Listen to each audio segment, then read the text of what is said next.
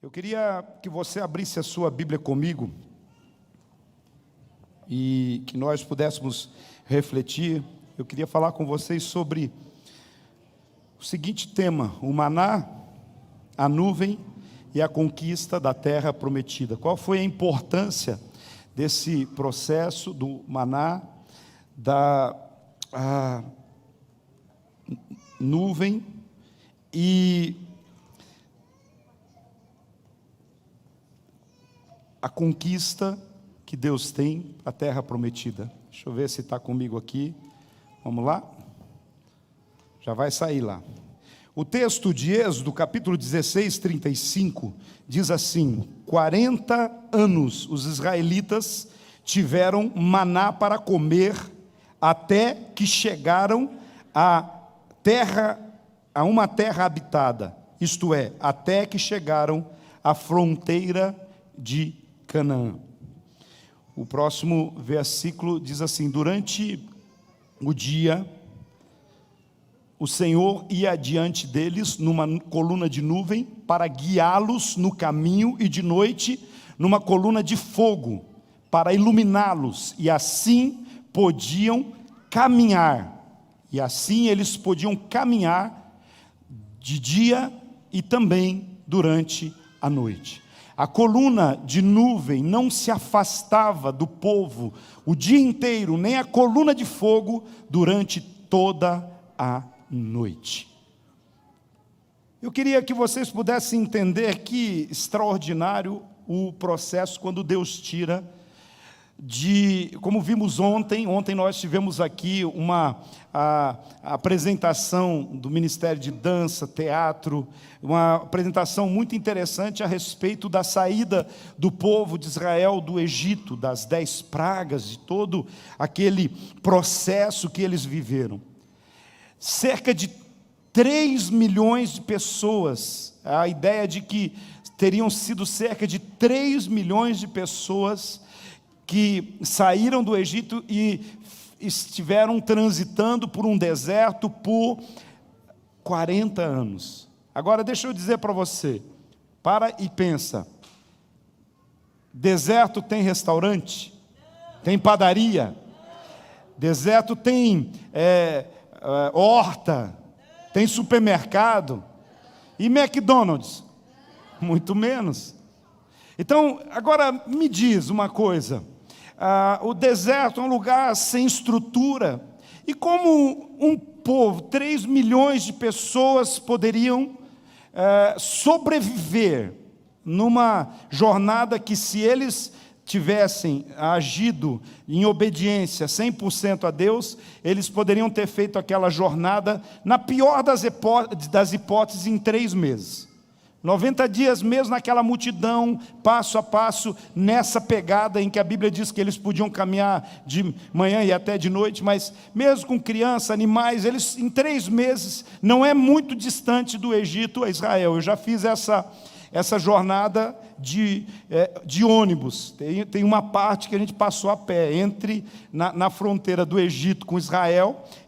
Literalmente, nós temos que passar a pé, tem que ficar um ônibus de um lado e pegar um ônibus do outro lado. A gente anda assim, eu creio que uns 600 metros, mais ou menos, mas no geral, nós passamos de ônibus. Essa jornada toda durou para nós cerca de 6 horas de veículo. Então, a pé, uma multidão, vamos supor que durasse 6 meses.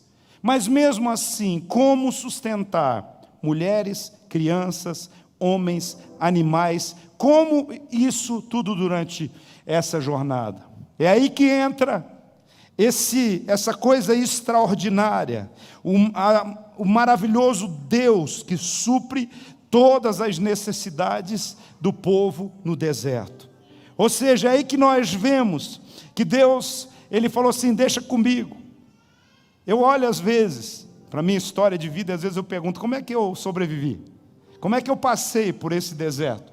Como é que eu passei por essa luta? Não sei se você, às vezes, olha para algumas circunstâncias e fala assim: como é que é possível alguém sobreviver e passar por aquilo que eu passei? Aí a gente lembra que a gente tem um Deus acima de nós. Nós temos um Deus que nos sustenta, nós temos um Deus que nos alimenta, nós temos um Deus que não nos deixa que não nos abandona, que cuida de nós, que é a nossa cobertura espiritual. Sabe, nós temos um Deus que Ele fala que a nossa vida é uma vida de milagres.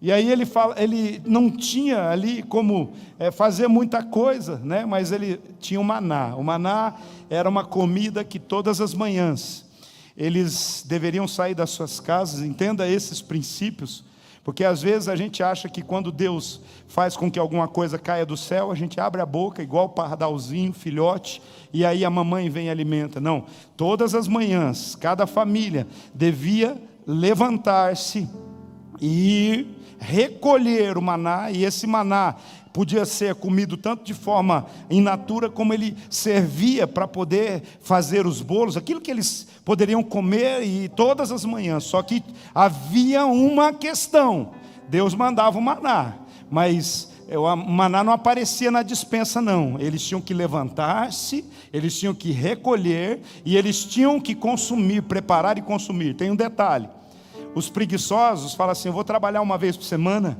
vou fazer uma diária por semana, o resto eu vou ficar em casa. Não, era assim, não adiantava pegar mais do que eles iriam comer naquele dia. Cada dia Deus mandava uma nova porção, cada dia.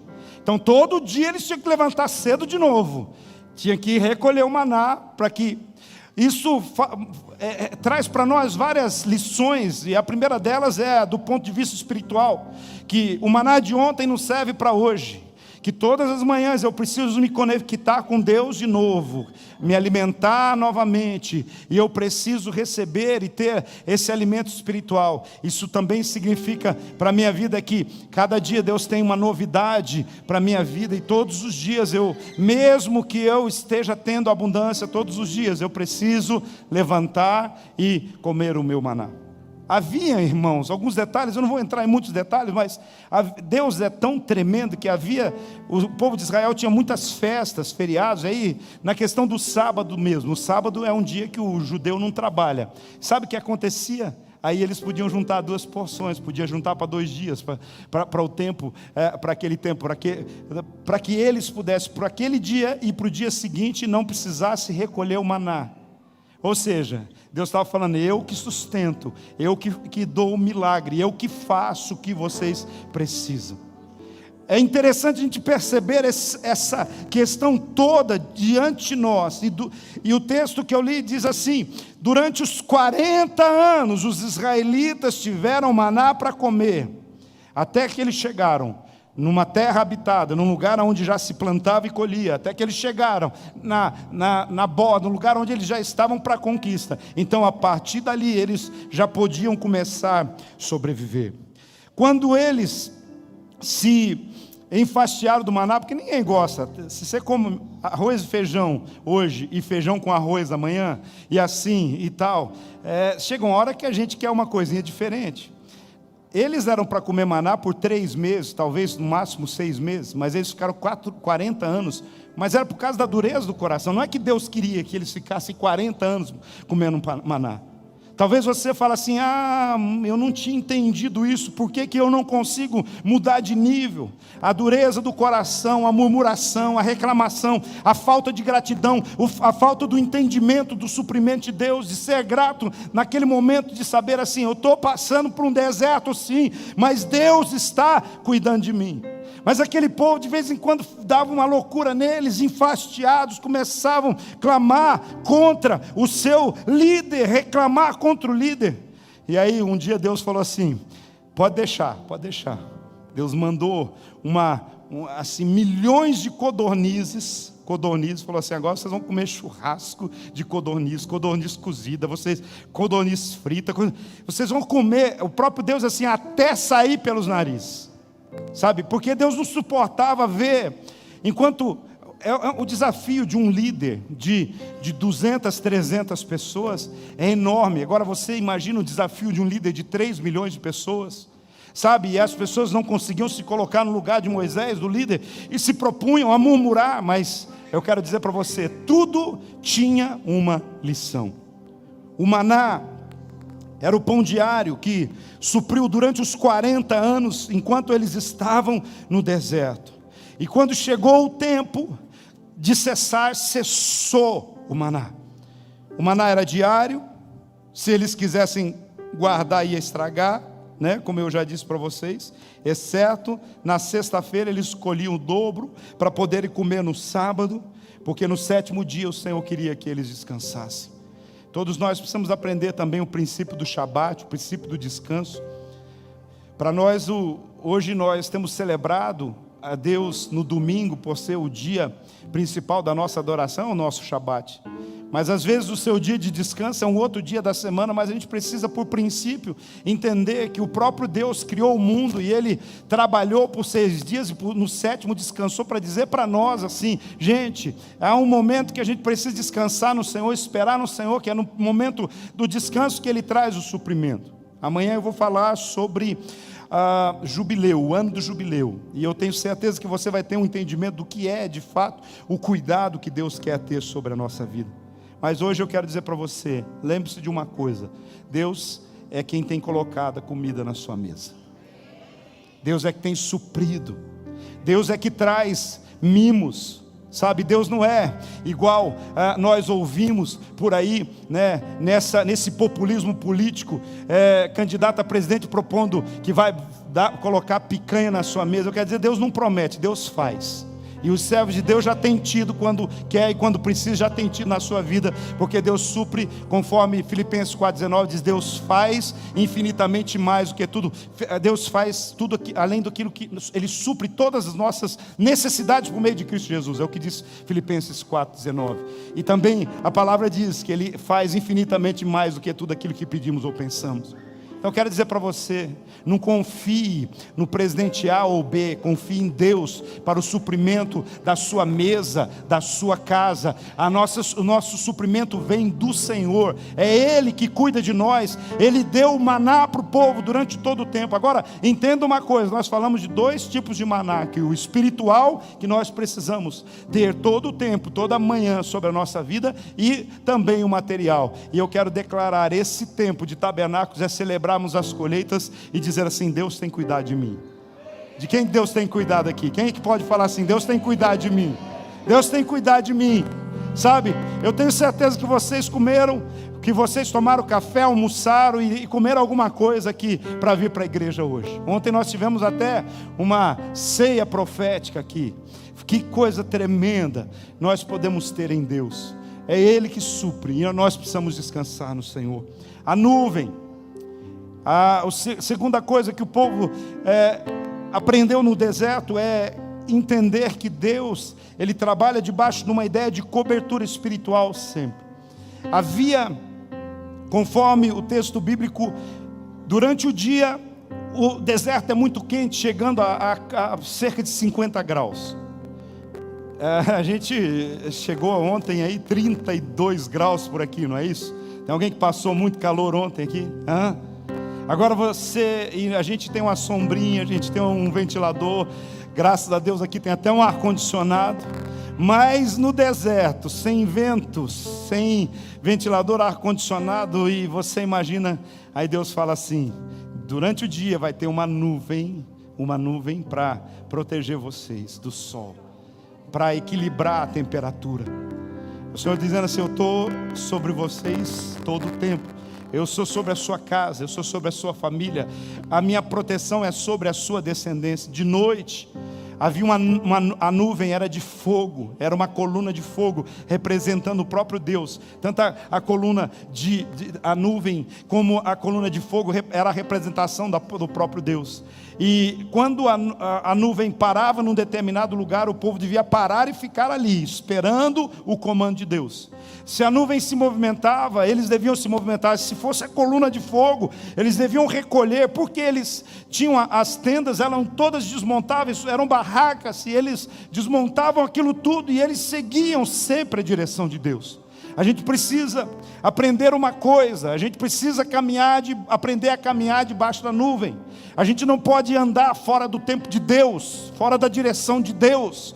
Nós precisamos ter o tempo de Deus. Às vezes a gente se precipita, às vezes a gente tem há alguns gritos da nossa alma que a gente diz que é a voz do Espírito Santo. Tome bastante cuidado, porque nós estamos vivendo num tempo em que muitas pessoas ouvem um grito da sua alma, um desejo da sua alma, e ele diz assim: o Senhor falou comigo. Não, foi o seu Senhor é você mesmo, a sua alma, o seu desejo, a sua vontade, e aí ele faz dizendo que Deus mandou fazer. Agora deixa eu falar uma coisa para você. Normalmente, quando Deus ele direciona alguém a fazer alguma coisa, ele traz paz tanto ao coração de quem faz, como do coração de quem está caminhando junto. Você está entendendo? A nuvem não aparecia só para Moisés, a nuvem não andava só para alguns, a coluna do fogo, todo mundo que estava no arraial sabia, eles tinham um entendimento. Esse é um problema hoje, que muitas pessoas acham que tem uma revelação pessoal e diz assim: Deus falou comigo, mas daí Deus não falou com o pastor, não falou com o líder, não falou com o apóstolo, não falou com a esposa, não falou com mais ninguém, e não, Deus falou comigo. Uma hora a gente vai entender essas coisas. Então deixa eu dizer uma coisa para você. Há vozes que parecem ser a voz de Deus. Escute, o próprio inimigo, a Bíblia diz, o diabo, o vosso adversário, ele anda ao vosso derredor rugindo como leão. Voz, rugido. Quem é o leão de verdade? Quem é o leão da tribo de Judá? Jesus. O que o diabo tenta fazer ao nosso derredor? Tenta imitar a voz de Deus. E aí ele fica tentando a quem possa. Então, sabe, às vezes a gente tem essas convicções, a gente ouve e a gente acha: Deus falando comigo. Então entenda uma coisa, a melhor revelação que eu tenho de Deus é aquela que eu vejo Gideão. Às vezes tem alguns que falam: Gideão foi mesmo duro de coração, o anjo aparece, fala com ele, ele testa Deus. Ele fala: então se é o Senhor que está falando comigo, então eu vou botar um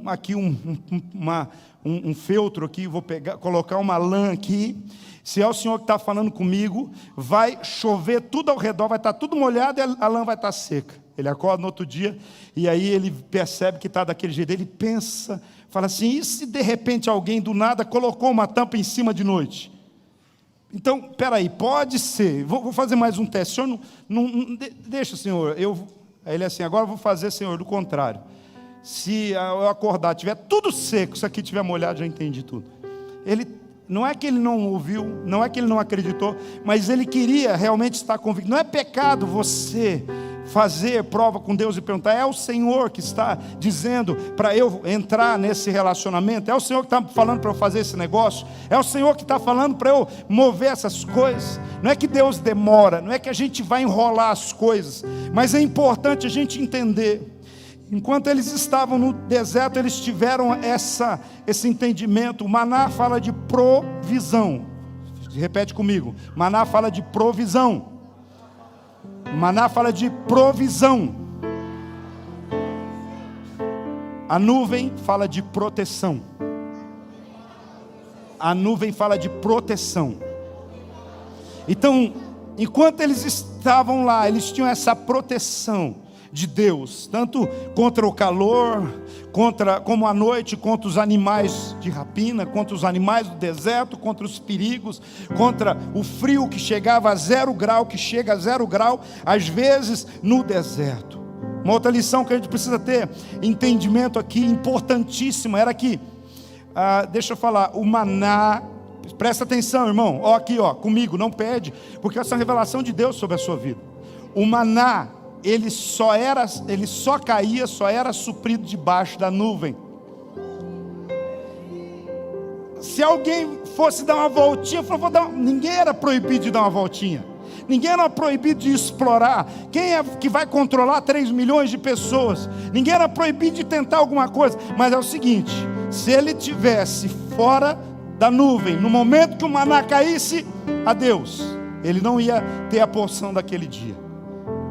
Então eu quero que você entenda o seguinte: talvez você está sem provisão e algumas coisas estão faltando na sua vida. Talvez você está precisando voltar para o rebanho, para debaixo da nuvem, para debaixo da cobertura. Talvez você está precisando voltar para a célula. A tua célula é uma nuvem. O seu líder é a cobertura espiritual. É ali que Deus está trazendo. Sabe, é importante a gente entender essas coisas. Tem algumas pessoas, porque o que nós vamos entender, irmão, vai sair, não vai morrer, mas vai sofrer. É importante a gente ter esse entendimento sobre a nossa vida. Então, algumas vezes nós olhamos para esses momentos e precisamos entender. E eu quero dizer para vocês, esse é um tempo de você voltar para debaixo da nuvem. E o estar fora da nuvem não é estar fora apenas de corpo. Às vezes você está até na igreja, vem no culto, participa, mas anda em pecado, está fora da comunhão, não participa da Santa Ceia, porque não se alinha. Está debaixo da nuvem, está alinhado com a nuvem. Está debaixo da nuvem, está alinhado com aquilo que Deus está propondo fazer. Não adianta estar aqui celebrando xalalalala, e sabe, e ficar de xalalalala aí nas camas do mundo aí afora, nos barzinhos do mundo aí afora. Sabe, irmãos, é importante a gente entender que a questão da cobertura não é só a presença física, é a presença espiritual, é o entendimento do que é que Deus tem para a nossa vida. Esse é um tempo de alinhamento que Deus está trazendo para a gente entender. Sabe, queridos, nós precisamos entender que se eles saíssem debaixo da nuvem, eles podiam perder a provisão. Se eles saíssem debaixo da nuvem, eles poderiam estar sem a proteção, poderiam morrer por causa do sol escaldante, ou por causa do frio terrível à noite, ou de outros perigos que existem debaixo do propósito. Quando o Senhor dava ordem para que eles levantassem o acampamento, todos tinham que se mover, em quaisquer circunstâncias. Escute bem, podia estar grávida, podia estar de TPM, podia estar com um problema no pé, problema na coluna, né? Seja lá o que for. Quando o chofar tocava, quando a nuvem andava, o chofar tocava, saía, havia toda uma organização. Os sacerdotes saíam, e eles saíam cada um com a sua tribo, cada um de forma organizada. Nós somos mais ou menos essa história de tribo através das nossas células, das nossas redes. Mas todos precisavam sair junto, todos no mesmo tempo, todos tinham que estar no mesmo equilíbrio. Então esse é um tempo que a gente precisa alinhar o nosso relógio. Nós precisamos alinhar. Tem alguns que estão para trás, tem alguns que estão desalinhados, tem alguns que estão precisando fazer a escola de líderes, tem alguns que estão precisando entrar na célula, tem alguns que estão precisando ajustar algumas coisas. Quero dizer para você, entra no alinhamento de Deus. A nuvem anda, a coluna de fogo anda, todos andam, todos caminham. É assim que Deus traz a provisão, a proteção. É assim que Deus traz o crescimento. Deus estava treinando eles para, então, o terceiro nível, que é a conquista da terra prometida. Então nós estamos falando hoje sobre o maná, sobre a nuvem e sobre a conquista.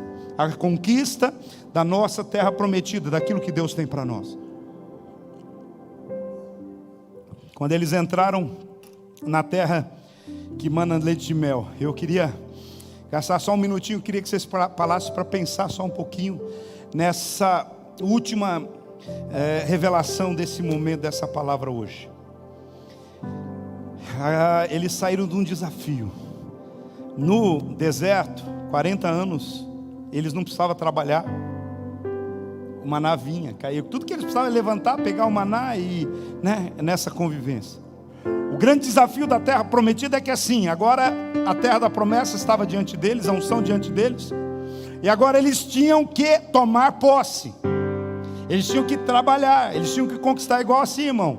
Tem gente que pede, Deus, eu quero passar no vestibular de medicina, eu quero passar no vestibular de direito, eu quero passar no... Tá bom, daí Deus fala assim, eu vou abençoar, você vai passar. Aí vai ter que trabalhar, vai ter que fazer trabalho, vai ter que fazer estágio, vai ter que correr para lá, vai ter uma série de coisas, fazer TCC no final de todas as... Não é assim que acontece? Você pede, Senhor, eu quero meu negócio próprio. Eu não vou trabalhar mais para ninguém, vou trabalhar para mim mesmo. Aí você trabalha 3, 4 vezes mais. Não é assim os empreendedores que estão aqui? Mas eu quero dizer para você, mas Deus supre. Então, a gente precisa entender que Deus dá aquilo que nós pedimos, a gente tem que estar pronto para trabalhar. Deus deu o que aquele povo queria, que era conquistar a terra prometida. Deus estabeleceu, reservou para cada uma das 12 tribos, estabeleceu, mas é incrível, quando a gente olha a palavra, nós vemos que 7 tribos que deveriam conquistar as áreas mais difíceis, que cada um ficou com uma parte, eles tiveram medo, eles então agora ficaram colados e dependendo das outras tribos, não foram atrás, não batalharam, e a conquista da terra começou a demorar. E eu quero dizer que é isso que acontece. Tem muita gente aqui que Deus já te deu a terra, Deus já te deu o documento de posse, Deus já disse, é aqui, é assim e tal, mas você precisa dar o passo, você precisa se envolver, você precisa trabalhar, precisa estudar, precisa pensar, precisa meter a mão, sabe, precisa fazer o que precisa ser feito. Você não pode ficar vivendo a vida inteira na dependência dos outros. Precisa entender que Deus, Ele colocou os dons, os talentos que você precisa para você conquistar tudo aquilo que Ele já preparou para você. Deve ter sido difícil para aquele povo chegar em Canaã, cessou o maná, e agora? Não tem mais maná, agora eu tenho que correr atrás do maná. Sabe? Eu tenho que correr atrás do maná. Na verdade, tem uma história bem interessante, porque 7 tribos, a Bíblia sempre vai falar mais dos homens, escute bem, sempre quem tem essa responsabilidade da conquista, da batalha, de ir para o dia a dia, a Bíblia fala bastante. Então quem se acomodou, os homens se acomodaram. E agora deixa eu perguntar, mulherada, quando os homens se acomodam, o que acontece lá na sua casa? Você fica de boa? Fica em paz? Tranquilinha? Hein? Hoje eu senti na pele isso. Tem um problema elétrico para resolver lá em casa há um mês. E a minha mulher falou, se você resolve, eu resolvo. Né? Então deixa eu falar uma coisa para você, o negócio é quente, a mulherada é assim, não é não? Aí chega aqueles homens lá, acomodados nessa situação, precisavam terminar o trabalho da conquista, porque, gente, uma coisa é isso, nós estamos na festa Tabernáculos hoje, ontem uma palavra poderosa, hoje uma palavra poderosa, amanhã uma palavra sobre jubileu, aí começa segunda-feira, e aí na segunda-feira, tem que colocar em prática essa palavra, aí eu tenho que me mover, aí eu tenho que entender o que Deus está colocando.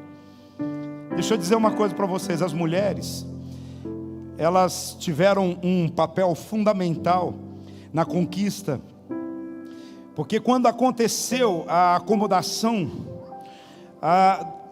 5 mulheres, eu acho que a pastora até já pregou essa palavra aqui uma vez, mas essa palavra é muito forte, ela sozinha já serviria para nós aqui hoje, mas deixa eu só contar uma história rapidinho para vocês. 5 mulheres valentes, elas eram filhas de um homem chamado Zelofeade. Nome delas, Macla, Noá, Roglá, Milca e Tirza. Fiquei com medo só de ouvir os nomes. Dá medo até só de ouvir os nomes. Parece que só faltou a Shira. Parece que eu vejo tipo aquelas guerreiras assim. Mas em Números 27, 1 a 11, eu não vou ler o texto, mas você pode olhar lá, só vou contar a história rapidamente para você. Elas inconformadas com a sujeição ao governador e aos príncipes da terra, falaram, nós não saímos do Egito, passamos 40 anos no deserto para agora chegar aqui e nos sujeitarmos aos governantes dessa terra. Deus disse claramente que é para a gente conquistar a terra, para a gente limpar a terra. Alguns nós vamos ter que limpar na espada. Houve comandos de Deus assim, não deixe ninguém, a terra é de vocês. E essas mulheres perceberam que os homens estavam negociando, me dá um pouquinho aqui, me dá um Bolsa Família aqui, como que é agora o Vale Brasil? Me dá um Auxílio Brasil aqui, está tudo bem. Deixa eu falar uma coisa para você. Bolsa Família, Auxílio Brasil ajuda, abençoa famílias que estão em necessidade. Mas eu quero dizer para você, Deus não chamou você para viver de Auxílio Brasil nem de Bolsa Família. Deus chamou você para conquistar a sua terra da promessa, você viver a sua prosperidade, você ir para muito além de onde você foi. É preciso chacoalhar essa moita aí. É preciso você sair desse lugar aí e entender como essas mulheres falaram assim: eu tenho uma terra da promessa, eu vou conquistar essa terra. Eu preciso sair dessa passividade, eu preciso entender que há coisas para mim. Sim, vai lá, leia o texto de Números 27, 1 a 11, estuda e você vai perceber o que aconteceu.